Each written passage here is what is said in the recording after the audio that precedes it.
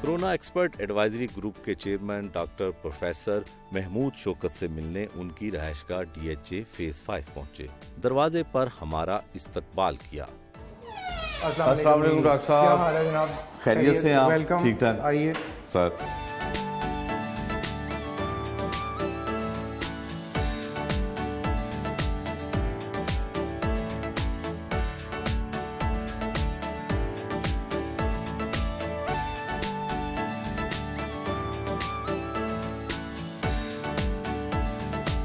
Doctor صاحب آپ کا تعلق ایک قانون دان گھرانے سے تھا، سیاست سے بھی تھا، تو پھر آپ ڈاکٹر اور میڈیکل شعبے میں کیسے آ گئے؟ اس کا جواب بڑا سیدھا ہے کہ جس زمانے میں ہم لوگ اپنے مستقبل کے بارے میں سوچ رہے تھے اس وقت یہاں ایک تو مواقع بہت کم تھے.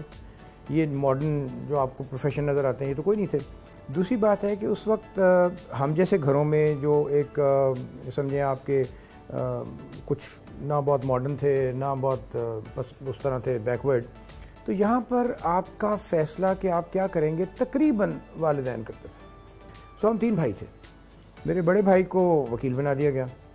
میرے لیے میری والدہ نے کہا تم نے میڈیسن کرنی ہے، حالانکہ میرا شوق وکالت کا تھا. میرا ابھی بھی مجھے شوق وکالت سے، اور میں ابھی بھی بہت سی وکیلوں کے ساتھ بیٹھ کے اور بہت سی یہ پبلک انٹرسٹ کی میں ریٹیں فائل کرواتا ہوں. لیکن میری والدہ نے کہا تم نے ڈاکٹر بننا، تو اس کے آگے تو آپ کچھ نہیں کر سکتے. چھوٹے بھائی کو کہا تم نے انجینئر بننا. تو یہ 3 ہی پروفیشن ہوتے تھے. بالکل. تو یہ 3 ہم نے اپنا لیے، لیکن خواہش میری وکالت کی تھی. اچھا، خواہش آپ کی وکالت کی تھی، تو پھر کچھ زبردستی اپنا دل بہلانے کے لیے کیا کرتے رہے؟ کیسے دل لگا کہ میڈیسن؟ اب میڈیسن میں پہلے 2-3 سال تو میرے لیے بڑے مشکل تھے. میرا بالکل دل نہیں تھا لگتا. لیکن پھر آہستہ آہستہ میں تو یہ کہتا ہوں کہ ہم تو تقدیر کے ہاتھوں میں کھلونا ہی ہوتے ہیں. اللہ تعالیٰ نے جو کچھ لکھا ہوتا ہے ہم اپنا سین جو آتا ہے اس میں اپنی ایکٹنگ کر کے تو آگے چلے جاتے ہیں. تو اب قسمت میں یہ لکھا تھا، خدا نے فیصلہ کیا ہوا تھا کہ مجھے میڈیسن کرنی ہے، اور میری ماں کے منہ سے کہلوا دیا. تو وہ ہوا یہ کہ کوئی 2-3 سال بعد مجھے اس میں جب ہم وارڈوں میں آئے، مریضوں سے رابطہ ہوا، تو وہ احساس ہوا کہ اس سے تو بہتر کام کوئی نہیں ہے. یہ ٹھیک ہے کہ وکالت میں بھی آپ اگر اچھا کام کریں تو آپ کے اس کاوش کا نتیجہ ہزاروں لاکھوں لوگوں پر ہو سکتا ہے، لیکن جو ایک مزری ہم نے وارڈوں میں دیکھنی شروع کی اور یہ احساس ہوا کہ اس کو آپ ختم کر سکتے ہیں، اللہ نے آپ کو اس کے لیے اس قابل سمجھا ہے، تو پھر میرا انٹرسٹ میڈیسن میں ہو گیا. ڈاکٹر صاحب یہ تو نہیں ہوتا کہ کوئی بچہ پڑھاکو ہو اور پڑھنے والا ہو تو والدین اس لیے انہیں کہتے ہوں کہ آپ ڈاکٹر بن جائیں، میڈیسن میں آ جائیں؟ اس حد تک درست ہے کہ میری کوئی ڈسٹریکشنز نہیں تھیں. میں ایک ان سوشل سا بچہ تھا جو صرف پڑھتا تھا، اسکول جاتا تھا، گھر آ جاتا تھا. اور میرے ارد گرد ہم ٹیمپل روڈ پہ تب رہتے تھے. ہمارا پرانا آبائی گھر تھا جہاں پہ مسلم لیگ کا دفتر، قائد اعظم، سارے لوگ آتے جاتے رہے. تو وہاں پر ارد گرد کے لوگ مجھے جانتے نہیں تھے. تو اس زمانے میں تو ماحول بھی کچھ ایسا ہی تھا کہ آپ گھر آ جائیں اور پڑھیں اور سو جائیں. گھنٹہ ٹی وی شام کو بچوں کا ہوتا تھا یا کوئی ایسی چیز ہو گئی، اس سے زیادہ تو انٹرٹینمنٹ نہیں تھی. تو اس حد تک یہ درست ہے کہ میرا مین جو زور تھا وہ پڑھائی پہ تھا. تو ایک وجہ وہ بھی ہو سکتی ہے میری والدہ کے فیصلے کی کہ انہوں نے سمجھا ایسے بہت، لیکن دوسری وجہ ان کے ذہن میں تھی جو کہ مجھے بعد میں ہنسی بھی آتی ہے. ان کے میاں، میرے بڑے بھائی، ان کے والد، میرے سسر، یہ سب وکیل تھے. اچھا. تو انہوں نے جو دیکھا ہوا تھا، اور یہ اچھے سینئر لائر تھے، تو وہ یہ مجھے کہتی ہوتی تھیں بس وکالت اب بس، یہ ساری رات کام کرتے ہیں، سارا دن کام کرتے ہیں، اب کوئی اور کام ہونا چاہیے. تو ہمیں ان سے زیادہ کام کرنا پڑا. تو یہ میں ہنستا ہوں کہ کئی دفعہ انہوں نے سمجھا کہ اس میں کام کم ہوگا، لیکن اس میں کام اس سے بھی زیادہ تھا. اس میں تو دن رات کا تصور ہی کوئی نہیں. اب اگر میں دیکھوں تو شاید 24 گھنٹے میں کوئی ایک ایسا منٹ بھی نہیں ہوگا جب میں اسپتال نہیں گیا. صبح 3:10 پہ بھی گیا ہوں، 4:15 پہ بھی گیا ہوں ایمرجنسیز کے لیے اور کام کے لیے، اور کئی دن اسپتال بھی رہا ہوں. آپ ڈاکٹر بن گئے، پھر اس کے بعد زندگی، عملی زندگی کیسے گزری؟ کیا ہوا؟ شادی کیسے ہوئی؟ شادی میری بالکل ایسے ہی ہوئی کہ گھر والوں نے شادی کا فیصلہ کر دیا. وہ بھی گھر والوں نے کیا؟ ہاں، میں نے اپنی ہونے والی بیوی کو دیکھا بھی نہیں تھا وہ. سو میرا تو یہ بالکل پکا ایمان ہے کہ میری زندگی میں جو تھوڑی بہت کامیابیاں ہیں اس کی بنیادی وجہ یہ ہے کہ میرے تمام فیصلے میرے ماں باپ نے کیے، اور اس میں برکت بڑی ہوتی ہے. تو اس طرح میری شادی ہوئی کہ میں نے تو اپنی ہونے والی بیوی کو دیکھا بھی نہیں تھا. میرے والد نے کہا کہ تم نے انگلینڈ کہتے ہو پڑھنے کے لیے جانا ہے، تو اس کی ہماری ایک شرط ہے. وہ شرط یہ ہے کہ جانے سے پہلے شادی کرنی ہے. تو میں کہا جی پھر کروا دیں. تو میرے والد ذرا آزاد اس سینس میں تھے کہ اس طرح ماڈرن نہیں تھے، لیکن ان سے آپ بات چیت کرتے, he was like a friend. تو انہوں نے مجھے دوسرے کمرے میں جا کے پوچھا تمہارے ذہن میں کوئی لڑکی تو نہیں ہے؟ میں نے کہا جی نہیں. تو انہوں نے کہا اچھا پھر ہم جو کرتے ہیں وہ ٹھیک ہے؟ میں نے کہا ہاں جی ٹھیک ہے. ویسے ڈاکٹر صاحب کبھی آپ کے ذہن میں آیا کسی لڑکی کو دیکھ کے کہ یہ آپ کی بیوی ہونی چاہیے؟ وقتی طور پہ ہر نوجوان کے دل میں کوئی نہ کوئی بات آ جاتی ہے, لیکن کوئی پرماننٹ ایسی چیز نہیں, کوئی مستقل یا کوئی سیریس ایسی چیز نہیں. اچھا ڈاکٹر صاحب, آپ کا گھرانہ سیاست سے بھی تعلق رکھتا ہے, اس دور کی اور آپ کی سیاست کو آپ کس طرح سے لے کے؟ ہاں, یہ تو پہلی بات یہ ہے کہ میرا گھرانہ سیاست میں تب تھا جب سیاست ایک مذہبی فریضہ سمجھ کے کی جاتی تھی. یہ لوگ اپنے اپنے پروفیشن میں اس وقت کے ٹاپ لوگوں میں شمار ہوتے تھے. میرے دادا جو تھے وہ ایک ٹاپ مسلم لائر تھے. مسلم کیا لائرز میں پورے سب کانٹیننٹ میں چند ٹاپ کے 5-10 وکیلوں میں آتے تھے. تو ان کا ذریعہ معاش اپنا پروفیشن تھا. میرے والد جو بہت بڑے سول لائر تھے, ان کا ذریعہ معاش اپنی پریکٹس تھا. اور یہ جو کام سیاست تھی یہ ایک خدمت, نہ ان میں سے کسی نے کاروبار کیا, نہ کوئی کاروباری فائدہ اٹھایا. میرے والد جب یہ پارٹیشن ہوئی تو کیونکہ سیاست میں چلے آ رہے تھے تو وہ مہاجروں کو سیٹل کرانے کے لیے چیف سیٹلمنٹ کمشنر تھے آنرری. لیکن ہمارے پاس تو کچھ نہیں تھا, بس وہی جو ان کی دادا کی جائیداد تھی اور انہوں نے جو زندگی میں تھوڑا بہت کمایا اس کے تھی چیزیں. اس کے بعد سیاست میں ایک بہت بڑی تبدیلی آ گئی. کب سے تبدیلی لگی آپ کو؟ بس اب یہ کہنا میرے لیے تو مشکل ہے, یہ تو کوئی تاریخ دان ہی طے کر سکتا ہے, لیکن بتدریج ایک محسوس ہونے والی تبدیلی آئی جس میں سیاست کا وہ کردار ختم ہو گیا کہ جو عوام کی خدمت پر اس کی منبع تھا. اس میں اب میں نے ایک یہ بھی آرٹیکل لکھا ہوا ویسے کہ سیاستدان خدمت تو کرتے ہیں لیکن اب وہ عوام کی نہیں اپنی کرتے ہیں, اور تقدیر بدلتے ہیں مگر عوام کی نہیں اپنی بدلتے ہیں. سو سیاست تو مقصد ہی لوگوں کی زندگیاں بدلنے کا تھا اور لوگوں کو فائدے پہنچانے کا اور ان کی زندگیاں میں آسانی پیدا کرنے کا. سو بدقسمتی سے جب یہ ہوا تو پھر ہمارے والد نے ہمیں یہ ہدایت کی کہ بیٹا اب تم میں سے کسی نے پالیٹکس میں نہیں جانا. اچھا. ہاں, تو یہ میرا خیال ہے جب میں 71 کی بات ہے, میں 9th میں تھا, تو انہوں نے ایک دن ہمیں اکٹھا کیا اور انہوں نے کہا, میرے بڑے بھائی بھی تھے, میں بھی تھا, انہوں نے کہا کہ بیٹا بس سیاست اب یہ آپ حساب لگا لیں یہ 71 کی بات ہے. تو بہت پہلے وہی ریئلائزڈ کہ اب یہ معاملات گڑبڑ ہونے شروع ہو گئے. ڈاکٹر صاحب کوئی ایسی سیاسی پارٹی یا کوئی ایسا سیاستدان جس سے امید کی کرن نظر آتی ہے؟ دیکھیں سر دست تو بڑا مشکل ہے یہ کہنا کہ ہمارے اتنے زیادہ مسائل کا حل کسی ایک انسان کے پاس ہوگا. میرا خیال ہے سیاست سے زیادہ ہمیں اپنے معاشرے پہ غور کرنا پڑے گا. آپ اچھے انسان بنانے پہ زور دیں, سب کچھ خود ہی ٹھیک ہو جائے گا. تو وہ ذمہ داری کس کی؟ وہ تعلیم, وہ ذمہ داری آپ پر بھی ہے, مجھ پر بھی ہے, ہمارے علماء پر بھی ہے, ہمارے سیاستدانوں پر بھی ہے, ہمارے جو سول اور ملٹری بیوروکریسی میں اہم لوگ ہیں ان سب پہ ہے. جوڈیشری پہ بھی ہے. اب جوڈیشری جس ملک میں طاقتور ہوگی اس میں سب لوگ اپنا اپنا کام کریں گے. تو اگر ان سب کو اپنی اس طاقت کا اور اپنی اس ذمہ داری کا احساس پیدا ہو جائے تو ان کو پتہ لگ جائے کہ ان کی کتنی بڑی ذمہ داری ہے اور ان کا کتنا سخت حساب ہونا ہے. اگر ہم آتے ہیں سوشل ڈیولپمنٹ انڈیکس میں تو ہم 156 نمبر پہ چلے جاتے ہیں. اگر ہم انصاف دینے پہ آتے ہیں تو ہم 120 نمبر پہ چلے جاتے ہیں.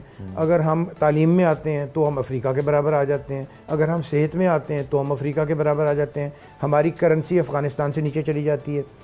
بنگلہ دیش اپنی 50 سالہ سیلیبریشن پہ کہتا ہے وہ دیکھو ہم جس دن علیحدہ ہوئے پاکستان کو ہم نے کتنا پیچھے چھوڑ دیا. یہ ان کا سلوگن تھا. تو اس کا مطلب یہ ہے کہ ایسا نہیں ہے کہ صرف باقی دنیا ہم سے بہتر ہے, مگر یہ بھی ایک بہت بڑا نتیجہ ہے کہ ہم برے بھی ہیں. اب ایک تو بات یہ ہے کہ ہمارے یہاں کلچر ایسا ڈیولپ ہو گیا کہ ہم نے نشاندہی کرنی بھی چھوڑ دی خرابیوں کی, کیونکہ وہ کسی کو سوٹ نہیں کرتی. جب آپ نشاندہی کریں گے پھر آپ حل ڈھونڈیں گے, اور یہ حل ڈھونڈیں گے کون؟ اب میں ووٹ دینے کے لیے دیکھتا ہوں اس کی طرف جس کو نہ تعلیم ہے نہ پتہ ہے کچھ ہمارے مسائل کا.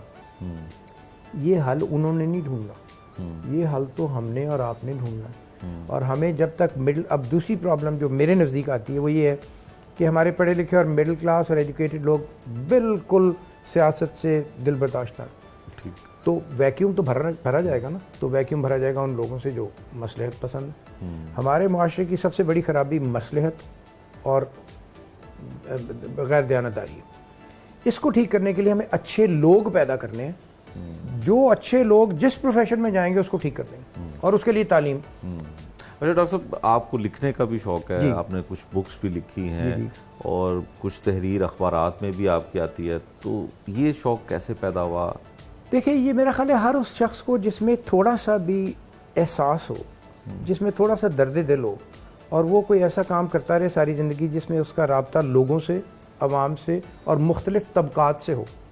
یہ ممکن نہیں ہے کہ اگر وہ درد دل رکھتا ہے اور احساس رکھتا ہے تو وہ ان چیزوں کو تحریر میں نہ لائے. کتاب تو میں نے لکھی جب ہمارے 150 سال, پہلی کتاب تب لکھی جب KE میڈیکل کالج کے 150 سال ہوئے, تو میں نے کہا اس کی ایک تاریخ ضبط کرنی چاہیے, تو میں نے کتاب لکھ دی. پھر مجھے خیال آیا کہ کیوں نہ پورے پاکستان کے سارے میڈیکل کالجوں کا بھی اس میں ایک انٹروڈکشن دے دیں, تو میں نے وہ بھی دے دیا. اینڈ پہ میں نے 30 صفحے پھر لکھے اپنے, اس میں ایک تو یہ فیکٹس تھے نا جو تاریخ تھی وہ تو ان بائسڈ ہوتی, پھر میں نے اینڈ پہ اپنا انالیسس لکھا. میں نے کہا کہ آخر ہمارے ساتھ ہو کیا رہی ہے, یہ میڈیکل کالج جب 150 سال کا ہو گیا تو یہ تباہی کی طرف کیوں جا رہا ہے, اور ہم ابھی بھی جا رہے ہیں. ریلوے پہ میں نے لکھا کہ یہ 150 سال کا ہو گیا ہے, 47 میں انڈین ریلوے اور پاکستانی ریلوے کی ایک ہی حیثیت تھی, ہمارا یہ حال کیوں ہو گیا. پھر میں نے اسی طرح مختلف اداروں پہ لکھنا شروع کیا, وہ تحریریں میرے پاس ہیں. اب مجھے کچھ وقت ملا, اب میں ان کو آرگنائز کر رہا ہوں اور میں اخباروں میں دینا شروع کر رہا ہوں. اسی طرح میں نے ایک تحریر لکھی جب میں گیا یہ اپنے دادا کے اوپر کتاب لکھنے کے لیے نیشنل آرکائیوز اسلام آباد, تو ان کے صدر دروازے پہ ایک تصویر لگی جو میں ابھی آپ کو دکھاؤں گا بھی. وہ 22 مارچ 1940 کی ہے, جس میں 19 لوگ ہیں, ایک جنا ہے اور 18 اور لوگ ہیں. اس تصویر کے نیچے جب میں نے دیکھا تو اس میں 3 ناموں کے نیچے لکھا تھا نامعلوم, اور اس کی ہیڈنگ تھی لیجنڈز آف پاکستان. تو میں جو MD تھے اندر بیٹھے, میں ان کے پاس گیا, میں نے کہا جی میں نے آپ سے 1 منٹ بات کرنے کا. جی فرمائیے. میں نے کہا مجھے یہ بتائیں کوئی لیجنڈ ان نون ہوتی ہے؟ تو انہوں نے کہا کیا مطلب آپ کا؟ میں نے کہا آپ کے باہر دروازے کی تصویر لگی ہے جس کا ٹائٹل ہے لیجنڈز آف پاکستان, اور نیچے 3 نام لکھے ہوئے نامعلوم. تو اس نے کہا آپ پہلے آدمی جنہوں نے آ کے بات کی. تو میں کہا یہ آفیشیل تصویر ہے؟ اس نے کہا ہاں جی, یہ صدر اور پرائم منسٹر کی اپروول سے لگی ہے. تو میں نے انہیں کہا آپ تحقیق ہی کر لیتے, 1960 میں یہ تصویر اپروو ہوئی ہے, تو 47 کتنا دور تھا. آپ ٹی وی پہ پروگرام چلا دیں, ابھی بھی پتہ لگ جائے گا یہ 3 لوگ کون ہیں. بالکل. سو یہ ہے جس کو میں ایٹیچیوڈ کا ڈفرنس کہتا ہوں. ہمارے ہاں بیہیویئر کا پرابلم ہے, ہمارے ہاں ایٹیچیوڈ کا ایشو ہے کہ ہم چیزوں کو سطحی نظر سے دیکھتے ہیں. کسی نے لکھ دی فائل, وہ ویسے ہی اپروو ہو گئی اوپر تک, کسی کو خیال نہیں آیا. اب میں نے ایک بہت بڑا شروع کیا ہوا کام جس میں میں لاہور کی سڑکوں پر اور ٹریفک میں ایسے نشاندہی کر رہا ہوں غلطیوں کی جن میں نہ کاسٹ لگتی ہے اور صرف انجینئرنگ کی نالائکی کی وجہ سے ہم بھگتتے ہیں. اب وہ چیزیں کوئی نہ کوئی تو کر سکتا ہے. اگر میرے جیسے جاہل آدمی کو سمجھ آ سکتی ہے جس کا ٹریفک پلاننگ سے کوئی تعلق نہیں. یہ آپ تیسری مثال ہے لاہور میں ویسٹ مینجمنٹ, اس پہ میں لکھ رہا ہوں. ویسٹ مینجمنٹ کمپنی بن گئی, ان کے MD بھی لگ گئے, ان کے 500 ملازم بھی لگ گئے, ان کو ٹرک بھی لے دیے. مجھے ایک بات بتائیں, آپ ابھی چلے جائیں بھٹا چوک اور اس سے آگے ایئرپورٹ کی طرف, آپ کو گندگی کے پہاڑ نظر آئیں گے جی, اور ساتھ ایک 5 فٹ کا ڈبہ پڑا ہوگا, اس میں کوڑا ڈالیں. اب میرا سوال یہ ہے, یہ کس نے فیصلہ کیا کہ یہاں 27 فٹ کا کوڑا ہے اور 5 فٹ کا میں نے ڈبہ رکھ دیا؟ یہ تو ایک بنیادی چیز ہے. بالکل. تو یہ وہ چیزیں ہیں جو معاشرے میں تبدیلی لاتی ہیں. یہ کب ہوتا ہے؟ جب آپ اپنا رول پلے کریں, جب میں اپنا رول پلے کروں ایک سول سوسائٹی کا ممبر ہو کے, اور جو مجھے غلطی نظر آئے, اور حکومت اپنا رول پلے کرے کہ وہ باتیں سننے کی اپنے میں حوصلہ پیدا کرے اور اس پر عمل کرے. سو یہ وہ چیزیں ہیں جو میں اب بڑی شدت سے چاہ رہا ہوں کہ میں ان کو ہائی لائٹ کروں, تاکہ کم از کم میں اپنا حصہ تو دے دوں. مجھے نہیں پتا اس سے کوئی تبدیلی آئے گی کہ نہیں. ڈاکٹر صاحب, لکھنے سے معاشرے میں اصلاح ہوتی ہے؟ لکھنے سے اگر میں, جیسے میں نے آج تک غلطی کی کہ میں لکھ کے اپنے کمرے میں رکھتا رہا, اس سے تو اصلاح نہیں ممکن. لیکن اگر میں اس کو لے کے چلوں گا, دیکھیں کبھی آپ نتیجے کا تعین کر کے کوئی عمل نہیں شروع کرتے. اچھا, ہم مسلمان ہیں, ہمارا تو جیسے میں نے بتایا کہ اللہ کی طرف سے فیصلے ہوتے ہیں, ہم تو اپنا عمل کرتے ہیں نا. تو اگر اللہ نے مجھے یہ عقل دی ہے کہ میں یہ چیزیں آبزرو کر سکتا ہوں, تو میرا مورل آبلیگیشن ہے کہ میں ان کو تحریر میں لا کے پہنچا تو دوں. اب اگلے کی ذمہ داری شروع ہو گئی, جس نے اس کو پڑھا اور وہ کسی ایسی حیثیت میں تھا کہ وہ اس کا کوئی تدارک کر سکتا تھا, تو اب اس کا حساب شروع ہو گیا. سو اس لیے اپنا اپنا عمل کیے جانا ہی تسلسل ہے جو الٹیمیٹلی ہمیں کسی ایک اچھے انجام کی طرف لے جا سکتا ہے. لیکن اگر میں چپ کر کے بیٹھ جاؤں اور میں کرتا رہوں اور میں گالیاں نکالتا رہوں, تو اس سے مجھے نتیجے کی امید نہیں رکھنی چاہیے. ہم سارے اس ایک عجیب سے چیز میں مبتلا ہیں کہ کوئی آ کے کچھ کرے گا, کوئی کبھی کچھ نہیں کرتا. یہ معاشرہ تو اجتماعی ہوتا ہے نا, معاشرہ تو اجتماع تو میرا, آپ کا, ان کا, ان کا, سب کا مل کے ہے. سو ہر ایک نے ایک اینٹ لگانی, بعض اوقات وہ دیوار بنے گی، بعض اوقات وہ نہیں بنے گی، لیکن کبھی نہ کبھی بن جائے گی۔ لیکن اگر ہم اس اینٹوں کے انبار کو یوں ہی اوپر سے گزر کے چلے جائیں گے اور ان میں ترتیب نہیں پیدا کرنے کی کوشش کریں گے تو ہم سب کو یقین ہونا چاہیے کہ بہتری کا کوئی امکان نہیں۔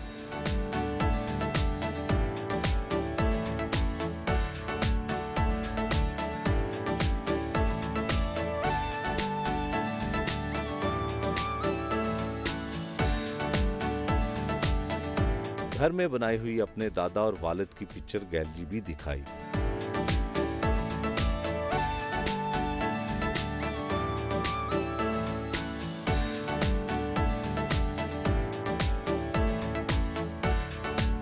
ڈاکٹر صاحب یہ اتنی نایاب تصاویر ہیں، ان میں کون کون ہے، کیسی کیسی بڑی شخصیت ہیں، ذرا ہمیں تعارف تو کروائیں۔ میں آپ کو بتا دیتا ہوں جی، یہ 1942 کی بات ہے۔ اچھا، جناح صاحب کو، کیونکہ اس وقت تو پاکستان کی اتنی تحریک زور پہ نہیں تھی مگر عروج پہ نہیں تھی، تو ان کو لوگوں سے ملوانے کے لیے، یہ ہمارا گھر ہے 19 ٹیمپل روڈ کا، ٹھیک ہے، تو وہاں پر میرے دادا نے ان کو بلایا تھا۔ تو یہ پریس کی بریفنگ اس سے پہلے ہو رہی ہے، اور اس کا میرے پاس انویٹیشن لیٹر بھی ہے جس کے اوپر لکھا ہوا ہے to introduce mister Jinnah to some people of Lahore. تو یہ ہیں، یہ جعفری صاحب ہیں، ایک بڑے مشہور آدمی تھے، یہ بھی ان کے بڑے بھائی ہیں، یہ میرے والد ہیں ملک شوکت علی، یہ میرے دادا ہیں ملک، باقی پریس کے لوگ ہیں۔ ایک جو عجیب سی بات ہے، یہ صاحب مسلم لیگ کی عموماً تصویروں میں ہیں، لیکن ان کی مجھے آئیڈینٹی نہیں پتہ، میں نے کوشش کرنی ہے۔ اور ٹریجڈی کی یہ بات ہے کہ جو لیجنڈز آف پاکستان اس تصویر کو کہتے ہیں، اس میں 3 لوگوں کے نام کے نیچے ان نون لکھا ہوا ہے، تو یہ بڑی زیادتی ہے، کوئی لیجنڈ ان نون تو نہیں، جس کا بھی آپ ذکر بھی کر رہے تھے۔ جی ہاں، تو یہ تصویر اسی طرح شملہ کی ہے، جہاں پر ایک مسلم لیگ کا، یہ ہیں وہ جسٹس فائز عیسیٰ کے والد قاضی عیسیٰ، لیاقت علی خان، یہ میرے دادا ہیں ملک برکت علی، یہ سب قائدین جو مسلم لیگ کے تھے ان کے۔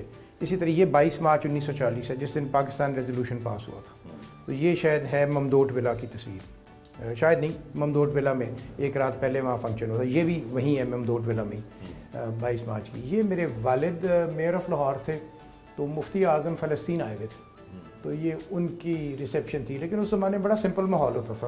تو یہ بڑا آپ کو یاد ہوگا کہ ٹپکل لاہور کارپوریشن کے جتنے بھی فنکشنز ہوتے تھے ان میں اس طرح کا ایک ٹیبل ہوتا تھا اور بس چھوٹی سی چیز ہوتی تھی۔ تو آج کل میں مواد اکٹھا کر رہا ہوں، اور کتاب میری ملک برکت علی پہ تو تقریباً تیار ہے، تو وہ تقریباً مجھے امید ہے اگلے مہینے ہم چھاپ دیں گے۔ اور یہ اعزازات آپ کے ہیں؟ جی ہاں، یہ تو ڈھیروں کے ساتھ۔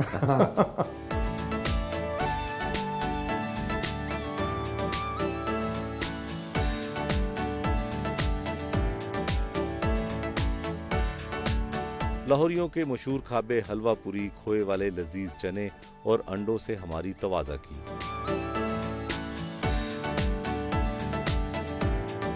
ڈاکٹر صاحب دن کا آغاز کیسے کرتے ہیں؟ صبح دن کا آغاز تو obviously یہ سارے نماز سے ہی کرتے ہیں، اور لیکن اب میں ریٹائرمنٹ کے بعد اب یہ فرق ہے کہ میں نماز کے بعد دوبارہ تھوڑی دیر کے لیے لیٹ جاتا ہوں۔ گو کہ میری سونے کی عادتیں کو بہت اچھی نہیں ہیں، مجھے کو بہت زیادہ نیند نہیں آتی، یہ شروع سے ہی ہے۔ لیکن اس کے بعد پھر شروع میں تو جب یہ جم شم تھے تو میں صبح کلب چلا جاتا تھا، تو گھنٹہ 1.5 گھنٹہ وہیں لگاتا تھا، کئی دفعہ ناشتہ بھی وہیں کر لیتا تھا۔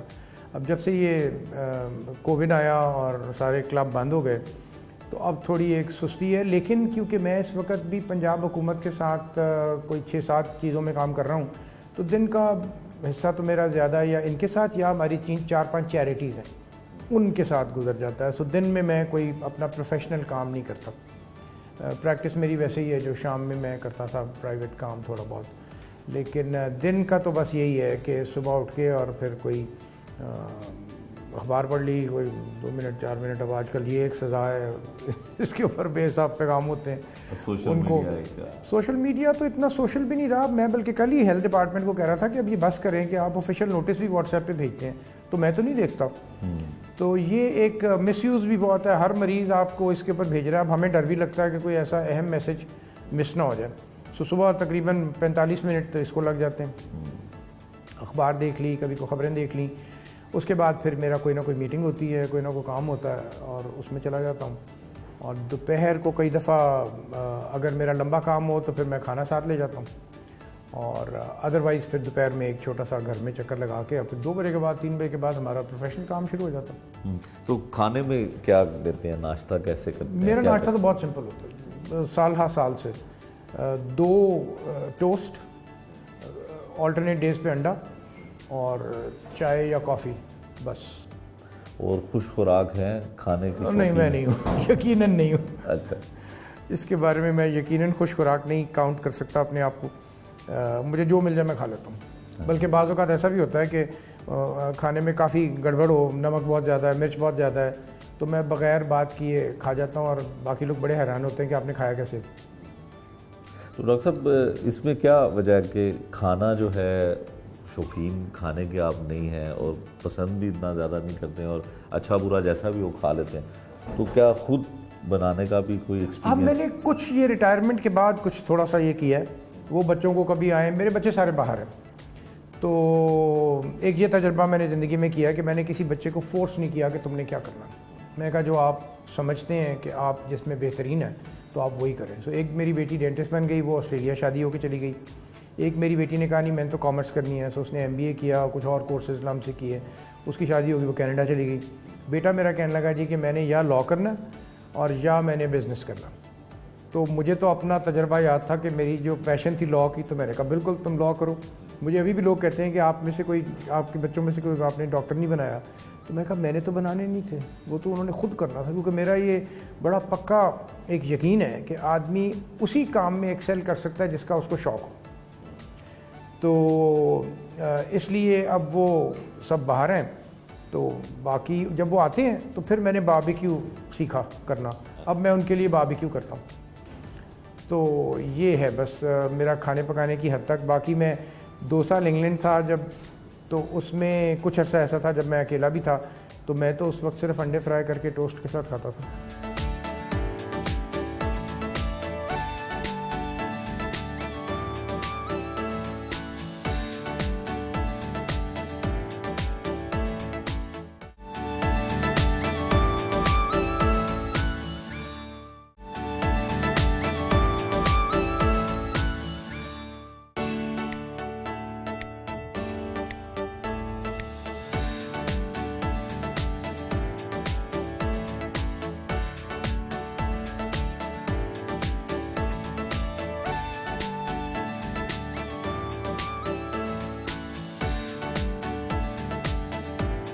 میو ہسپتال لاہور کے لیے روانہ ہوئے.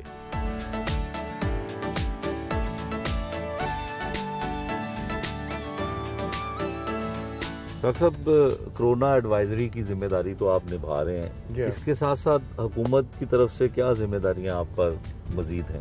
ہاں جی, میں نے ریٹائرمنٹ میں فیصلہ کیا تھا کہ میں نے نہ تو سرکاری اور نہ کو پرائیویٹ جاب کرنی ہے, لیکن آبویسلی اب اتنی ساتھ کام کیا ہے تو کچھ نہ کچھ کنٹینیوٹی تو رہنی چاہیے. تو اس سلسلے میں پہلی جو مجھے اسائنمنٹ ملی وہ وزیر آباد انسٹیٹیوٹ آف کارڈیالوجی نہیں تھا چل رہا, تو اس میں بورڈ کا مجھے انہوں نے چیئرمین کہا کہ آپ لے لیں اور اس کو چلا دیں. سو ہم نے تقریباً سال ایک میں ساری چیزیں امپورٹ کروا کے, جو آرڈرز ہوئے ہوئے تھے, پیمنٹس ہوئی ہوئی تھیں لیکن رکاوٹیں تھیں, تو وہ اب اللہ کا شکر ہے ہم نے پورا چلا دیا. وہاں ایگزیکٹو ڈائریکٹر, کارڈک سرجری, اینجیوپلاسٹی, سب کچھ ہو رہا. سو پہلی تو وہ ذمہ داری تھی. اس کے بعد پھر ہیلتھ کی بہت سی کمیٹیز ہیں جس میں اب یہ ہماری پوسٹ گریجویٹ انڈکشن ہے لیول 4 کی, اس کا میں چیئرمین ہوں. اس کے علاوہ جو MSs سلیکٹ کیے جاتے ہیں, جو پرنسپلز اور اب جو وائس چانسلر سلیکٹ کیے جائیں گے, ان کمیٹیز کا میں ممبر ہوں. پھر ایک یہ پنجاب ہیلتھ فاؤنڈیشن ہے, اس کے بورڈ آف گورنرز میں ہوں. اس کے علاوہ پھر اب recently king Edward medical college اور میو ہاسپٹل کا ایک بورڈ آف گورنرز بن گیا, اس کا میں چیئرمین ہوں.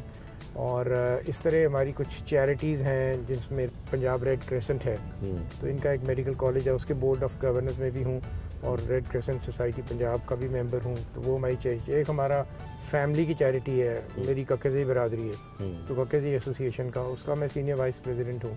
تو سارا دن, اور ایک بہت اہم پروگرام ہے ہمارا, وہ ہے پروفیشنل ایجوکیشن فاؤنڈیشن. یہ کراچی بیسڈ ہے لیکن لاہور میں اس کو میں لک آفٹر کرتا ہوں. اس کا کانسیپٹ یہ ہے کہ وہ بچے جو اپنی اہلیت کے زور پہ, میرٹ پہ پروفیشنل کالجوں میں داخل ہو جاتے ہیں تو, اور وہ افورڈ نہیں کر سکتے, تو اس کا ہم نے ایک فارمولا بنایا ہوا, ان کے گھروں کے بجلی کے بل, پانی کے بل, والد کیا کرتے ہیں, ان کی گھر اپنا ہے یا کرائے پہ ہے, وہ لے کے پھر ہم ان کا تمام خرچہ کمٹ کر لیتے ہیں اس پروفیشنل کالج کا.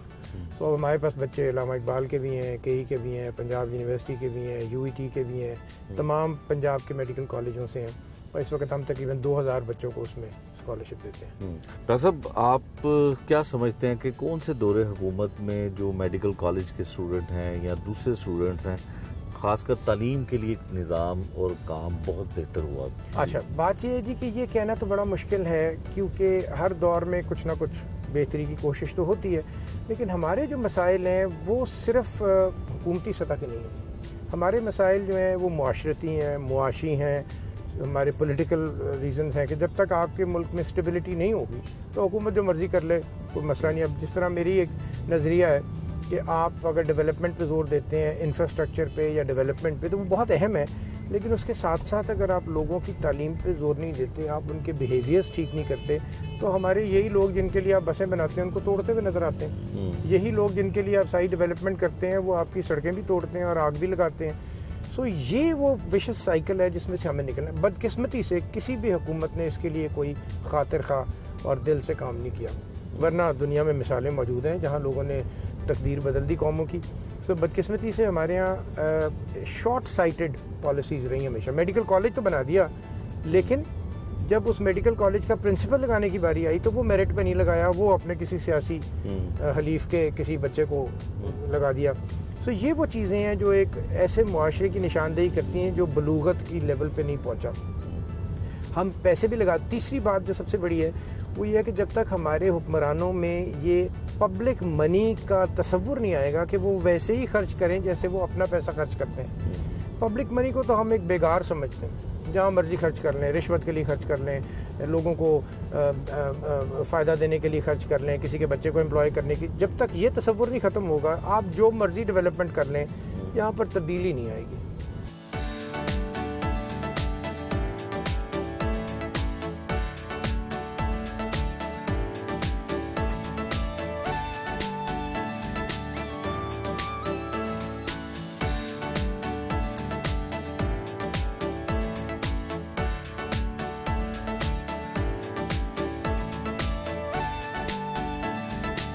میو ہسپتال میں اپنے دفتر پہنچے.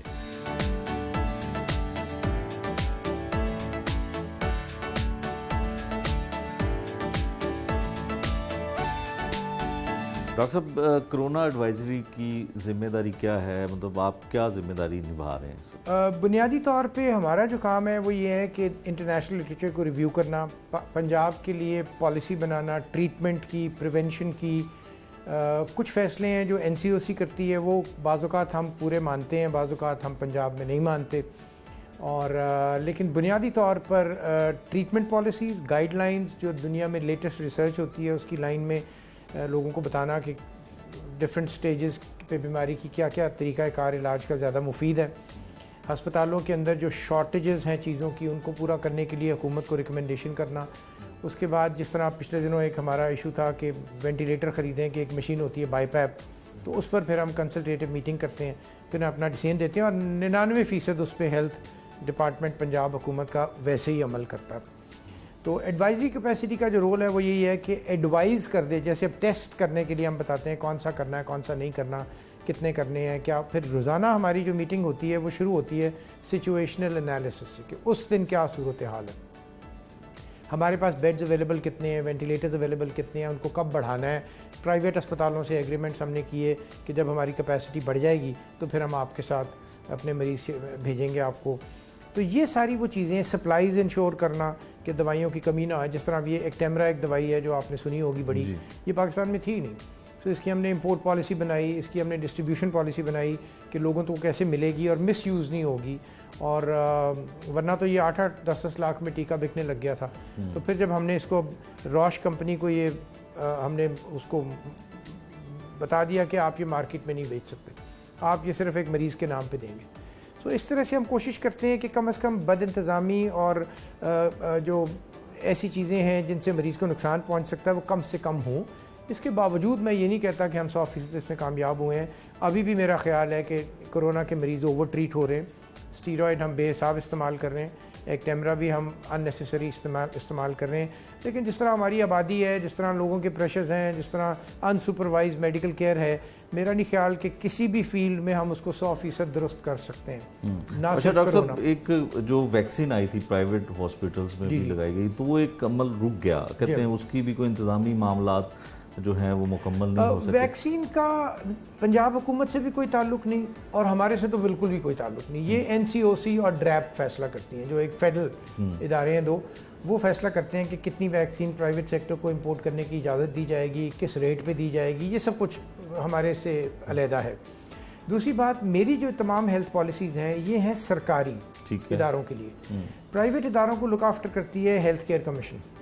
سو ان کی تمام جو کیٹیگریز ہیں, چاہے وہ ویکسینیشن کی ہوں, چاہے ٹریٹمنٹ کی ہوں, چاہے ان کی سٹینڈرڈز کی ہوں, وہ ہیلتھ کیئر کمیشن کرتی ہے اور وہ ڈائریکٹلی امپلیمنٹ کرتی ہے ڈریپ کے اور NCOC کے معاملات ان پر پرائیویٹ اداروں پر. ڈاکٹر صاحب, جو آپ نے گائیڈ لائن کا بھی ذکر کیا, تو اس میں SOPs جو عام شہری کے لیے تھے بنائے گئے کہ مارکیٹیں بند کی جائیں گی, اتنے دن چھٹی ہوگی, تو اس کی بھی ذمہ داری بتانا, ایڈوائز کرنا آپ کی ذمہ داری ہوتی ہے؟ ہمارے سے کنسلٹیشن ہوتی ہے NCOC کی, فیصلہ NCOC کرتی ہے اور امپلیمنٹ لا انفورسنگ ایجنسیز کرتی ہیں. تو آپ کیا دیکھتے ہیں کہ وہ جو SOPs پر عمل درآمد تھا وہ حکومت کی جانب سے یا حکومتی اداروں کی جانب سے مفید ہوتے رہے, بہتر رہا نتائج ان کے؟ ٹو بی آنیسٹ کو بہت زیادہ نتائج اچھے تو نہیں ہیں, کیونکہ جس طرح ہمارے ہاں ایک عموماً قانون شکنی کا رویہ اختیار کیا جاتا ہے عوام کی طرف سے, اور لا انفورسنگ ایجنسی, مجھے ایک یہ لطیفہ یاد آ گیا.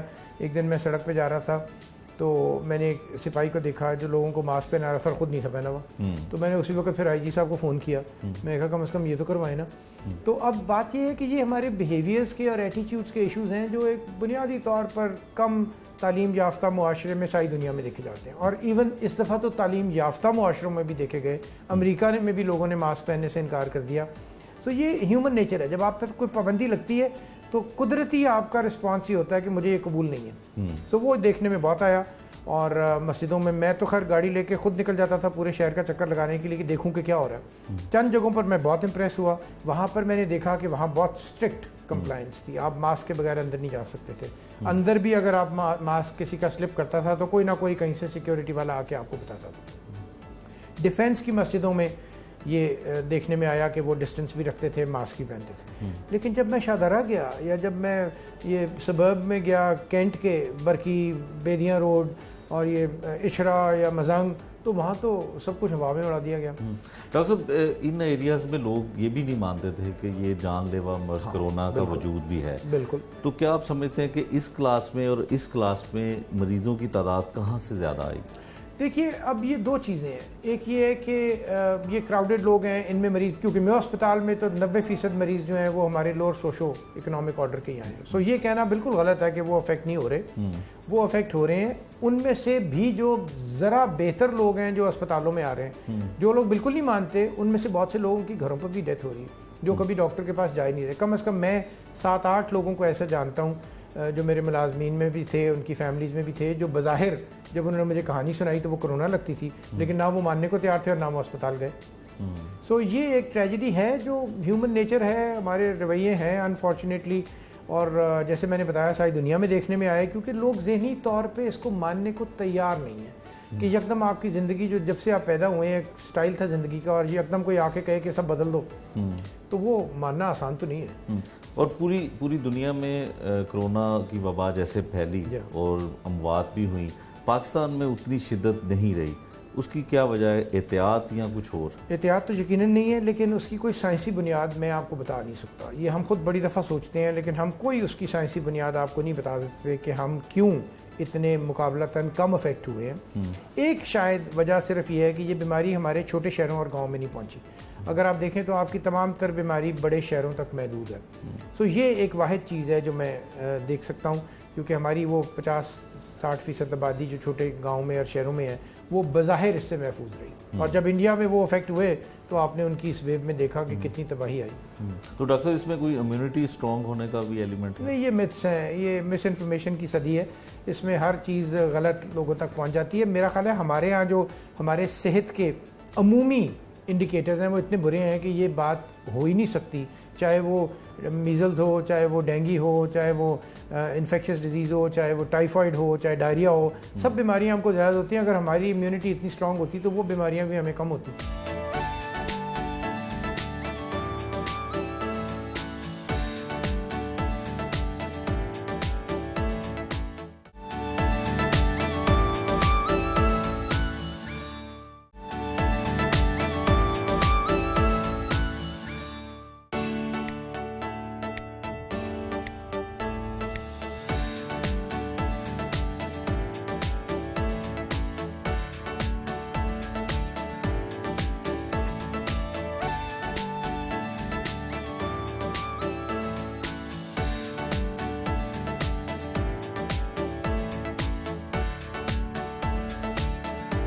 فرینڈز آف میو کی میٹنگ اٹینڈ کی، جس میں میو اسپتال کے لیے بنائے ہوئے نئے پلان بتائے۔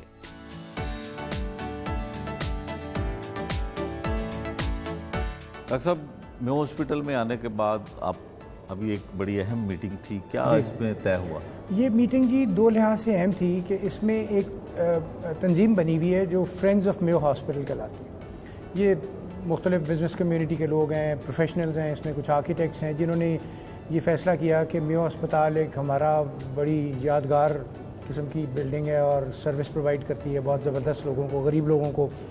تو انہوں نے اپنی ایک سوشل رسپانسبلٹی کے تحت یہ فیصلہ کیا کہ یہ میو ہسپتال کی ایڈمنسٹریشن کے ساتھ مل کے کام کریں گے، اور چاہے وہ عمارتوں کی رینوویشن ہو، چاہے وہ مریضوں کے لیے سہولتیں مہیا کرنی ہوں، چاہے وہ نئے پروجیکٹ بنانے ہوں، یہ اس کے لیے پیسے بھی اکٹھے کرتے ہیں۔ اور یہ کو 12 پروجیکٹ میو ہسپتال میں آلریڈی کر چکے ہیں اور کروڑوں روپے اس پہ انویسٹ کر چکے ہیں، اور اس وقت 4 پروجیکٹ یہ چل رہے ہیں۔ اب ہم نے انہیں یہ کہا تھا کہ جس سے انہوں نے ایگری کیا کہ دیکھیں بات یہ ہے، جب تک میو ہسپتال کا ایک ماسٹر پلان نہ بنے تب تک چھوٹے موٹے کام کرنے کا فائدہ کوئی نہیں، کیونکہ آپ کہیں ایک اینٹ لگا دیتے ہیں، پھر پتہ لگتا ہے یہ راستے میں آ گئی، یہاں کچھ اور تھا، جگہ ضائع ہو گئی۔ سو آج کا اہم فیصلہ یہ تھا کہ اب ہم نے 3 لاہور کے بڑے آرکیٹیکٹس کو والنٹری بنیاد پہ، ہم انہیں پیسے نہیں دے رہے لیکن وہ ہمارے ساتھ کام کر کے میو کا ایک ماسٹر پلان بنائیں گے، جو میں نے بہت سال پہلے خود بھی بنوایا تھا، لیکن اب وہ وقت بدل گیا اس کی، تو اس کے اوپر، اس کی بنیاد پر اب یہ ہمیں کو مہینے 1.5 مہینے میں ایک نیا ماسٹر پلان دیں گے۔ پھر ہم یہ پلان کریں گے کہ اس ماسٹر پلان کے مطابق کسی ایک چھوٹے حصے کو لے کے فرینڈز آف میو کو دے دیں، ایک حصہ گورنمنٹ آف پنجاب کو دے دیں، اور اس بنیاد پہ کام کریں گے تاکہ پتہ ہو کہ اس پورے اسپتال کا الٹیمیٹ مقصد کیا ہے، اس میں کیا لاجسٹکس ہونی ہے، روڈ کہاں ہونی ہے، اسٹور کہاں ہونا ہے، ایم ایس کا دفتر کہاں ہونا ہے۔ ایسے نہیں کہ آج کے دن میں خیال آیا اور چلو جی یہاں پر یہ بنا دیں اور بعد میں وہ گرا دیں۔ سو ایسی کوئی چیز نہیں ہم کریں گے جو ہمیں بعد میں گرانی پڑے۔ ڈاکٹر صاحب، پہلی ویو آئی، پھر دوسری آئی، اس میں بھی شدت تھی، تیسری آئی، اس میں بہت زیادہ شدت تھی، ہم کیوں وقت سے پہلے بہتر فیصلے نہیں کر پاتے؟ اس میں 2 چیزیں، ایک تو یہ ہے کہ ایک نئی بیماری ہے، اس میں اس کی معلومات، اس کا علم ابھی بن رہا ہے۔ ہم تو وہ کرتے ہیں، جیسے آپ کو یاد ہوگا WHO کو ہم بڑا مستند ادارہ مانتے ہیں، لیکن WHO نے اپنی پالیسی 4 مرتبہ بدلی، ڈسٹنس پہ، ماسک پہ، ہر چیز پہ انہوں نے پالیسی بدلی۔ تو ابھی تو یہ ایوالونگ سٹیج میں، ابھی بہت سی غلط، جیسے امریکہ میں ایک انکوائری ہے کہ وہ 60,000 اموات جو ہوئیں ہارٹ اٹیک سے، ان کو کرونا میں لیبل کیا گیا، اور خیال ایک زمانے میں بڑا یہ خدشہ پھیل گیا کہ کرونا کے مریض سڈنلی ہارٹ اٹیک سے مر رہے ہیں۔ اب انہوں نے سوچنا شروع کیا ہے کہ کیا وہ واقعی کرونا تھا یا وہ ویسے ہی ہارٹ اٹیک تھا جو عام لوگوں کو ہوتا ہے۔ سو کرونا کے بارے میں بہت سا ابہام ہے جو رہے گا کچھ عرصہ، اور یہ کوئی دنیا کا آدمی اس وقت نہیں کہہ سکتا کہ میں کرونا کو جانتا ہوں۔ ہاں، اب آہستہ آہستہ جاننا شروع ہوئے ہیں، اور کرونا ہمارے ساتھ رہے گا۔ امید یہ ہے کہ ویکسین اس کو تبدیل کر دے گی ایک سمپل بیماری میں جس کے اتنے خطرناک اثرات نہیں ہوں گے۔ لیکن ویکسین کے بعد، اب ویکسین جو ڈیولپڈ ملک ہیں انہوں نے تو اپنی تقریباً ساری، اب اسرائیل نے مارکیٹ سے ڈبل ریٹ پہ ساری ویکسین خرید لی۔ اب ہماری پرابلم اور ہم جیسے اور ممالک کی پرابلم یہ ہے، جہاں کرونا نے ہمیں بہت تکلیف دی، میرا ذاتی خیال ہے کرونا نے ہمیں بہت سے مواقع بھی مہیا کیے ہیں تاکہ ہم اپنے بگڑے ہوئے ہیلتھ کے نظام کو امپروو کر لیں، ہم اپنی کمیوں کو دیکھ لیں۔ جس طرح اب ہم کہہ رہے ہیں کہ ویکسین ہمیں بنانی چاہیے، دنیا میں شاید ان ممالک میں ہم ہیں جو سب سے زیادہ ویکسین استعمال کرتے ہیں، کبھی میزلز کی، کبھی پولیو تو باقی دنیا سے ختم ہو گیا، تو ہم ویکسینز کیوں نہیں بناتے؟ سو اب یہ چیز ہائی لائٹ ہوگی، infectious disease hospital highlight ہو گیا۔ سو کرونا میں جیسے ہمیشہ کہتے ہیں there is a silver lining under every cloud, جب بھی آپ کو مشکل آتی ہے تو اس میں ایک اپرچونٹی بھی ہوتی ہے۔ سو اب اصل بات یہ ہے کہ کیا ہم ان اپرچونٹیز کو انکیش کرتے ہیں کہ نہیں، یہ ہماری قابلیت، ہماری اہلیت پہ ڈپینڈ کرتا ہے، بوتھ پالیسی میکرز، سیاستدان اور سول سوسائٹی، کیونکہ ڈیولپنگ ملکوں میں تو کام پریشر سے ہی ہوتا ہے۔ جب تک سول سوسائٹی ایکٹیویٹ نہیں ہوگی تو شاید کسی کے کان پہ جوں بھی نہیں ڈنگے گی۔ تو ہم اب اس کوشش میں ہیں کہ یہ سول سوسائٹی کی طرف سے یہ چیزیں آئیں تاکہ حکومت پہ پریشر ڈیولپ ہو، اور یہ جو اپرچونٹی ہمیں کرونا کی وجہ سے ملی ہے اس کو ہم انکیش کر لیں۔ ڈاکٹر صاحب، کرونا ویکسین کروانا کتنا ضروری ہے، عام آدمی کو کیسے سمجھائیں گے آپ؟ یہ اتنا ہی ضروری ہے جتنا آپ کا روٹی کھانا اور پانی پینا ضروری ہے۔ سو اب اس کے بعد تو کوئی گنجائش نہیں بچتی۔ ہاں، اگر آپ کی نیت خودکشی کی ہے تو پھر آپ کو حق حاصل ہے کہ آپ لگوائیں یا نہ لگوائیں۔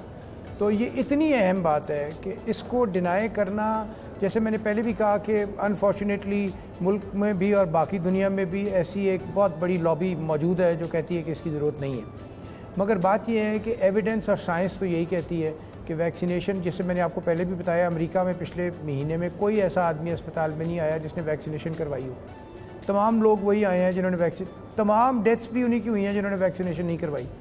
تو اب یہ حقائق بیان کرنا تو ہمارا فرض ہے، لوگوں کو کنونس کرنے کی کوشش کرنا ہمارا فرض ہے، لیکن حتمی فیصلہ تو ایک ٹوٹیلیٹیرین اسٹیٹ میں کیا جا سکتا ہے نا، جیسے اب سوشلسٹ کنٹریز ہیں یا ہٹلر کا دور تھا کہ ایک فیصلہ ہو جائے کہ جی سب کو پکڑ کے ویکسین لگا دو۔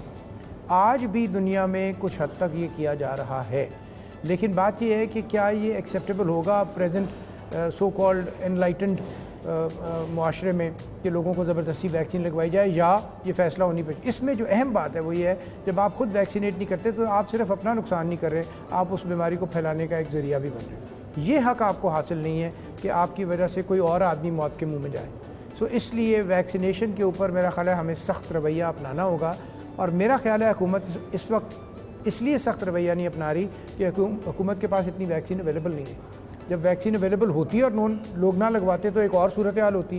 جب ویکسین کی مقدار ہی کم ہے تو آپ کہتے ہیں اچھا جتنی ہے یہ تو لگوا لو، تو وہ لگ رہی ہے۔ تو پاکستان میں ان فیوچر میں جو ویکسین تیار کرنے کا عمل ہے وہ کب تک؟ فی الحال تو ابھی تیار کرنے والی نوبت نہیں آئی۔ ابھی جو NIH کر رہی ہے وہ تیار نہیں کر رہی، وہ چائنا سے را مٹیریل آئے گا اور وہ پیکیجنگ ہوگی۔ چلے وہ بھی ایک اچھا قدم ہے کہ کم از کم ہم پیکیجنگ کر کے ضرورت کے وقت اس کو نکال لیں گے اور ہمارے وائل ضائع نہیں ہوں گے، ہماری کولڈ چین بہتر طریقے سے مینٹین ہوگی، اور جس طرح ضرورت آئی وہ پہنچاتے جائیں گے۔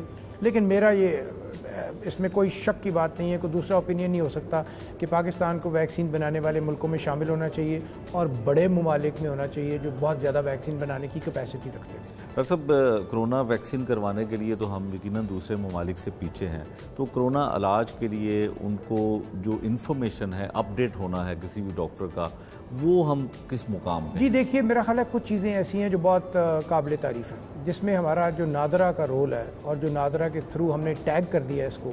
اب آپ دیکھیں، آپ 1166 پہ میسج کر دیں، آپ کو جواب آ جاتا ہے کہ آپ رجسٹر بھی ہو گئے اور یہ آپ کا کوڈ ہے۔ تو یہ میرا خیال ہے یہ چیزیں ہمارے لیے، اور نادرا ایک بہت بڑا قدم تھا جس نے ہمیں نہ صرف ہیلتھ میں بلکہ ہر معاملے میں بہت سپورٹ کیا۔ CNIC کا جو کانسیپٹ ہے، اور کچھ ہمارے انتظامات بہت بہتر تھے۔ میرا خیال ہے ہمارے گیون آر ریسورسز، ہمارے جو وسائل ہیں اس کے مطابق ہماری پرفارمنس بری نہیں رہی۔ ہمارا جو سب سے بڑا مسئلہ ہے وہ یہ ہے کہ ہماری انسپروائزڈ میڈیکل ٹریٹمنٹ، اب یہ ایک بہت بڑا وائڈ رہ گیا ہے جس کو ہمیں کرنا ہے، کیونکہ اوور ٹریٹمنٹ کی بہت سی رپورٹس مل رہی ہیں۔ جس طرح اب کوئی ایویڈنس نہیں ہے کہ اگر آپ کی آکسیجن سیچوریشن نیچے نہیں گئی 92 سے نیچے تو آپ کو اسٹیرائڈس کا کوئی فائدہ، بلکہ ایویڈنس ہے کہ اس کا نقصان ہے۔ لیکن انفارچونیٹلی ہمارے بہت سے مریض گھروں پر اسٹیرائڈ کھا رہے ہیں، ہمارے بہت سے مریض گھروں پر آئیورمیکٹن کھا رہے ہیں جس کا کوئی فائدہ نہیں ہے اگر آپ کی آکسیجن سیچوریشن نہیں نیچے گئی۔ تو یہ وہ چیزیں ہیں جس کو وقت لگے گا، لیکن میرا خیال ہے کرونا نے ہمیں بہت سبق سکھائے ہیں۔ بہت سے سبق ہمیں ڈینگی نے سکھائے تھے، اور کرونا اور ڈینگی سے اگر ہم ان سبقوں کو نہیں سیکھتے تو ہمارا بہت بڑا نقصان ہوگا، لیکن اگر ہم سیکھ لیتے ہیں تو ہمارا ہیلتھ سسٹم جو کہ بہت بیسک اور پریلیمنری ہے اس میں ہمارے لیے بہت بڑی گنجائش ہے بہتری لانے کی۔ ڈاکٹر صاحب، تیسری ویو میں شدت کم ہو گئی؟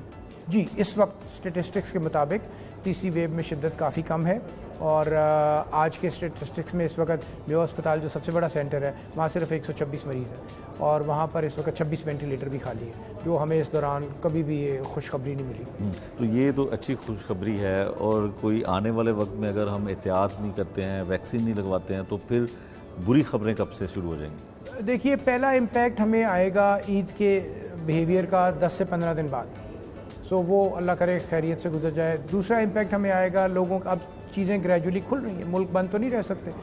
اب بے شک حکومت نے کہا 50% پہ ٹرانسپورٹ چلے گی، مگر آپ کو بھی پتہ ہے، مجھے بھی پتہ ہے 50 پہ تو نہیں چلے گی، وہ 100 پہ چلے گی۔ ایئر لائن بھی 50% ہے، لیکن آپ کراچی جا کے دیکھ لیں، آپ جوڑ کے بیٹھے ہوتے ہیں۔ صرف تب تک آپ کی لائن میں فاصلہ ہوتا ہے جب تک آپ نے کاؤنٹر پہ جانا ہے، اس کے بعد تمام فاصلے ختم ہو جاتے ہیں۔ یہ ہونا ہی ہے، کیونکہ کاسٹ افیکٹو نہیں ہے یہ سب کچھ۔ ٹرانسپورٹ والا کیسے کرے گا؟ وہ ڈبل کرایہ تو نہیں کرے گا، کون دے گا؟ تو یہ ہمارا بہت بڑا ٹیسٹ ہے۔ اگر ہم اس کے ساتھ حفاظتی اقدامات بھی نہیں کرتے تو اللہ نہ کرے، مگر امکان یہ ہے کہ ہمارے ہاں ایک شدید اور لہر تیسری، چوتھی، پانچویں، چھٹی آ سکتی ہے۔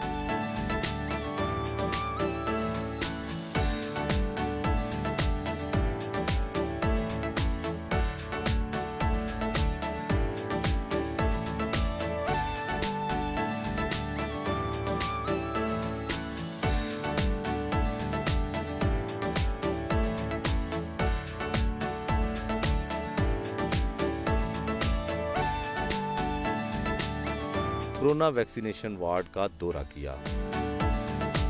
ये हमारा एक बड़ा state of the art system हमने डेवलप किया था लास्ट 1.5 ईयर। उसके बाद गवर्नमेंट ने इसको जब बहुत ज़्यादा हमने इस चीज़ को लाइमलाइट में स्ट्रीम लाइन में लाया। ये सबसे पहला हमारा जो भी शख्स आते हैं यहाँ पे प्रेजेंट करते हैं। जहाँ ये बच्चा हमारा कंप्यूटर ऑपरेटर बैठा हुआ है, अपना शनाख्ती कार्ड, ओरिजिनल शनाख्ती कार्ड यहाँ पे प्रेजेंट किया जाता है, उसको कंफर्म किया जाता है NCOC से कि इसकी रजिस्ट्रेशन हो गई है या नहीं।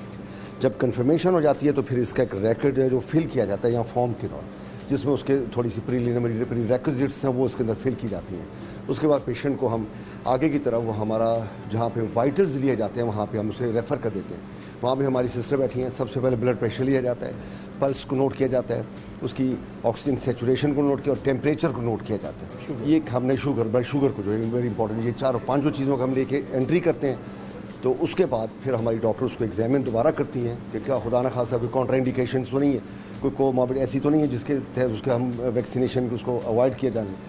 जब सारी चीज़ें कंप्लीट हो जाती हैं तो उसके बाद साथ वाले कमरे में उसको भेजा जाता है ताकि वहाँ पे इंजेक्शन लगवा सकें। अच्छा डॉक्टर साहब, कितनी फ़ीसद लोग हैं जो वैक्सीन के लिए आ रहे हैं आपके इसमें हॉस्पिटल के? देखिए शुरू में तो प्रॉब्लम थी, डेफिनेटली हमारे डॉक्टर्स भी बल्कि अवॉइड करते थे, हमारी नर्सेज स्पेशली जो लेडीज़ हैं वो अवॉइड कर रही थी। One of the other reason कि कुछ ऐसे मिथ्स और चीज़ें मशहूर थी। लेकिन जो वक्त गुजरता गया जिसमें हमारे स्पेशली प्रोफेसर साकिब, हमारे प्रोफेसर जो हमारे HOD भी यहाँ पे पल्मोनोलॉजी के हैं, एक बच्चों को बार बार हम गाइडलाइन देनी पड़ी। NCOC ने, प्रोफेसर साहब ने, महमूद शौकत साहब ने, एक चीज़ें हम TV पे और मीडिया पे इस चीज़ को बार बार किया गया। हमने खुद जाके हर डॉक्टर से, स्टाफ नर्स से राउंड के दौरान बताया कि हमारे पास इसके अलावा कोई रेमेडी नहीं है।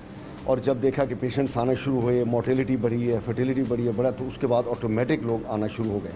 तो अब अल्लाह का शुक्र है कि हमारे पास हमारे डॉक्टर्स तकरीबन 100%, नर्सेज में थोड़ा सा रेशो कम है और लोअर स्टाफ में, लेकिन वो भी ज़बरदस्ती हम उनको ज़बरदस्त लाते हैं, उनको यहाँ पे वैक्सीनेशन करवा रहे हैं। और उसके बाद एक चीज़ मैं और अर्ज़ करूँ, हमारे एक साथ ऑब्जर्वेशन रूम बना हुआ है। हम जब भी इंजेक्शन लगाते हैं on the safe side for half an hour उनको यहाँ पर रेस्ट कराए तो खुदा न खासा कोई अनटूवर्ड इंसिडेंट या कोई साइड इफेक्ट ना हो। लेकिन अल्लाह का शुक्र अभी तक कोई ऐसी चीज़ नोट नहीं की।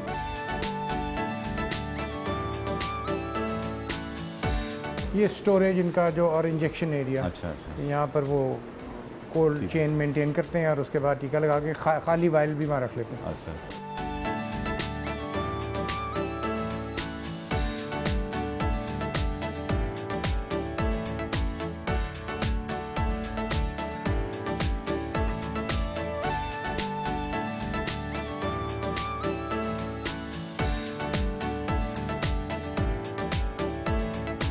डॉक्टर साहब, क्या वजह है कि लोग वैक्सीन उस तरह से नहीं करवा रहे हैं जो तवक्को की जा रही थी, जो बाहर के ममालिक में जिस तरह? बाहर के ममालिक में भी काफ़ी रेजिस्टेंस आई थी शुरू में, और लेकिन आपको अंदाज़ा होगा कि अमेरिका में जब डेथ रेट 1 लाख मरीज़ पर मंथ पहुंच गया तो लोगों में एक खौफ व हरास पैदा हो गया। ये कोरोना में हमने जो चीज़ देखी है वो ये है कि जिस घर में तो कोरोना हुआ वो तो इसको मानते हैं, लेकिन जिस घर में नहीं हुआ वो नहीं मानते। मैं ऐसे लोगों को भी जानता हूं जो मस्जिद में हमें कहा करते थे कि जी कुछ नहीं होता, आप आए नमाज़ पढ़ने, और फिर उनको हो गया एंड ही नियरली डाइड। फिर उसके बाद उनको यकीन आया कि ये वाकई बीमारी है। सो हमारी सोसाइटी के अपने मसाइल हैं, ऊपर से व्हाट्सएप और सोशल मीडिया ने एक बहुत नेगेटिव रोल प्ले किया। अच्छा भी किया लेकिन नेगेटिव भी बड़ा किया, जिसमें जिसका जो दिल किया उसने उठा के लगा दिया, और लोगों के ज़हन में जो पहले से ही कुछ थी इसके बारे में अभाम वो और बढ़ गया। और ये एक नेचुरल प्रोसेस है कि लोग घबराते हैं इन चीज़ों से, क्योंकि हमारे यहाँ आपको पता होगा कि हर वैक्सीन के बारे में, हर चीज़ के बारे में एक जो पहली चीज़ की जाती है कि मुस्लिम उम्मा को नुकसान पहुँचाने के लिए ये किया। हालांकि मुस्लिम उम्मा को नुकसान पहुँचाना तो सबसे आसान है, वो खुद अपने लिए काफ़ी हैं, लेकिन हर चीज़ हम इसमें लगा देते हैं कि ये जो है ये इससे लोगों की एबिलिटी टू रिप्रोड्यूस ख़त्म हो जाएगी और आपकी ताकत ख़त्म हो जाएगी और ये सारी चीज़ें। तो उसका एक ऐसे मुआशरे पे बहुत गहरा असर होता है जहाँ पे तालीम की कमी है। सो मेरा ख्याल ये है कि वक्त के साथ साथ जिस तरह लोगों को एहसास होता जाएगा, और ये वो लोग हैं जो रिस्पॉन्सिबल सिटीजन्स हैं जो खुद आके वैक्सीनेट करवा रहे हैं। एक्चुअली हमें मेन ख़तरा उन शहरियों से है जो रिस्पॉन्सिबल नहीं है। ये तो वो लोग हैं जिनको एहसास था, जो मास्क भी पहन रहे हैं और वैक्सीन भी लगवाएंगे। सो जब मुझसे कोई पूछता है कि आप क्या देखते हैं कि अगले साल क्या होगा, तो मुझे बड़ा परेशानी होती है कि वो आबादी जो ज़िम्मेदार नहीं है वो अभी वैक्सीनेट भी नहीं हुई और वो मास्क भी नहीं पहन रही। सो हमारे लिए ये कहना बड़ा मुश्किल है कि हमारी कोरोना की सूरत हाल अगले साल में क्या होगी, ये लोगों पे डिपेंड करेगी। सोशल मीडिया ने नेगेटिव रोल अदा किया لوگ کرونا کو بھی نہیں مانتے تھے, ویکسین کو بھی نہیں مانتے, لگوانا بھی نہیں چاہتے. آپ لوگوں نے, گورنمنٹ نے اس میں کیا مثبت کردار؟ گورنمنٹ نے تو میرا خیال ہے کو بہت, میں بڑی سیدھی سی بات ہے, کو بہت اہم رول نہیں پلے کیا. ان کو میں 1 سال سے کہہ رہا ہوں ٹی وی پروگرامز کروائیں, وہ نہیں کروا سکے. لیکن میں ذاتی طور پہ کوئی 50 کے 60 پروگرام پرائیویٹ چینلز پہ اسی لیے کر چکا ہوں, حالانکہ وہ اتنا آسان نہیں ہوتا, لیکن اسی لیے کہ میں اپنی ذمہ داری تو پوری کروں. لیکن میرا خیال ہے اس پہ بہت زیادہ کام ہونا چاہیے تھا, اور اسٹیٹ کی طرف سے ایک ٹی وی کے اوپر, سوشل میڈیا پہ پروگرامز ہونے چاہیے تھے, جس کے اوپر سوشل میڈیا پہ تھوڑے بہت میسیجز حکومت کی طرف سے آ رہے ہیں. لیکن اس طرح میں نے تو نے کہا تھا ایک کرونا ڈاکٹر کے نام سے پروگرام ٹی وی پہ کریں روزانہ 1 گھنٹے کا پی ٹی وی پہ, تاکہ لوگوں کے ذہن میں جو سوالات ہیں وہ ڈائریکٹ کال کر کے ان کا حل ان کو بتایا جائے. لیکن ابھی تک اب کچھ پیش رفت ہو رہی ہے, اور امید ہے کہ اگلے ہفتے اس قسم کا ایک پروگرام شروع ہو جائے گا. ڈاکٹر صاحب, لوگوں کے ذہن میں ایک تاثر ہے, لوگ یہ محسوس کرتے ہیں جو نئی ویکسین آ رہی ہے اس کے لگوانے سے بہت سی پرابلمز ہوئی ہیں, بخار ہوتا ہے, کلوٹنگ ہوتی ہے. کیا حقیقت میں ہے؟ دیکھیے, بخار تو تقریباً تمام ویکسین, آپ کو یاد ہوگا بچپن میں آپ ٹائیفائڈ کی ویکسین لگواتے تھے تو آپ کی بازو بھی اکڑ جاتی تھی اور آپ کو 2 دن بخار بھی ہوتا تھا. جو عقل مند لوگ تھے وہ پہلے ہی پیناڈول کھا لیتے تھے. دوسری بات یہ ہے کہ جس طرح ویکسین استعمال ہوتی ہے اس کے سائیڈ ایفیکٹس سامنے آتے ہیں. لیکن بنیادی اصول جو ہے سائنس کا وہ یہ ہے کہ پرابیبلٹی پہ کام چلتا ہے. ایبسلیوٹ کچھ دنیا میں نہیں ہوتا. آپ جہاز پہ سفر کر رہے ہیں تو دیر از اے پرابیبلٹی کہ آپ کے جہاز کا خدا نخواستہ ایکسیڈنٹ ہو جائے گا اور اس میں سوار تمام لوگ پیرش ہو جائیں گے. 1% بہت بڑا چانس ہے. جب آپ سڑک کراس کرتے ہیں تو یو اسٹل ہیو 1% چانس. اب تو آپ موٹر وے پہ بھی جائیں تو آپ کو خطرہ ہے کہ کوئی آگ لگا دے گا کھیت میں اور 35 گاڑیوں کا ایکسیڈنٹ ہو جائے گا. تو یہ پرابیبلٹی کہلاتی ہے. پرابیبلٹی یہ ہے کہ 2.5 لاکھ مریض میں 1 مریض کو تھرومبوسس ہوا جو یورپ میں ہوا. اب وجہ کیا بنی؟ وجہ یہ بنی کہ وہ ممالک جن کے پاس یہ گنجائش ہے کہ وہ جون سی مرضی لے لیں تو وہ پھر 1% والی نہیں لیتے. سو انہوں نے کہا کہ ہم نہیں لیتے. ان کی آبادیاں ہیں, کسی کی 5 ملین, کسی کی 8 ملین, کسی کی 7 ملین. پیسہ ان کا ہے, کسی کا 15,000 پر کیپٹا انکم ہے ڈالر, کسی کی 30,000 ہے, کسی کی 45,000 ہے. تو آپ اپنے ملک کو اس سے موازنہ تو نہیں کر سکتے. آپ کے پاس تو کوئی ویکسین نہیں ہے, آپ کے پاس تو خریدنے کے پیسے بھی نہیں ہیں, آپ تو انتظار کر رہے ہیں کہ ہمیں کوئی ایڈ میں دے دے. تو پھر ہمیں یہ دیکھنا پڑتا ہے کہ اس کے نقصانات کتنے اور فوائد کتنے. آن بیلنس اس کے فوائد بے حساب ہیں اور نقصان نیگلیجبل ہے, پاسبلٹی نہیں. تو یہ ایک چیز ہے جو ہم کنونس لوگوں کو نہیں کر پائے اور یہ ہماری نالائکی ہے, مگر اس کے اوپر ہمیں ایفرٹ کرنی چاہیے اور لوگوں کو بتانا چاہیے کہ ابھی تک اسپتالوں میں امریکہ میں اس مہینے کوئی ایسا آدمی اسپتال داخل نہیں ہوا جس نے ویکسین لگوائی ہوئی تھی, اور جتنے مریض داخل ہوئے ہیں وہ وہی تھے جنہوں نے ویکسین نہیں لگوائی.